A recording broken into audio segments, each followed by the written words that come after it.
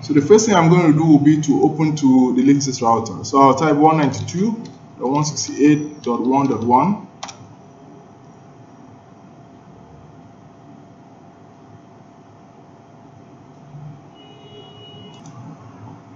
This will prompt me to type the default login. So I'll type my main, then type the password. I'll wait for it to load. So this is what I'll find. So I'll go straight to setup, basic setup. Then from here, under internet connection type, I'll choose static IP. Here I will define my IP address that I have gotten from my Linksys router. This could be one of the reserved IP addresses that I have from my Linux server. So I'll type here, I'm choosing 10.0.0.200. I type in the subnet mask, the gateway, then I'll define all the DNS addresses here.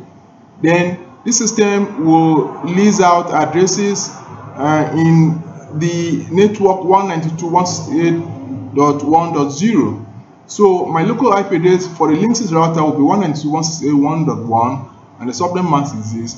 Then I'm telling it to give out 100 addresses, and I'm telling you to start from 192.168.1.100, and it's going to give out a total of 50 IP addresses. This will be listed out to client systems.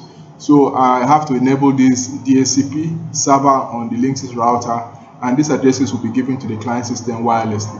So if you define your IP address, one of the reserved IP address from your Linux machine here, the gateway and the DNS server addresses, and you specify the range of IP addresses you want to use for your Linksys router, these addresses will be given to the client system wirelessly, and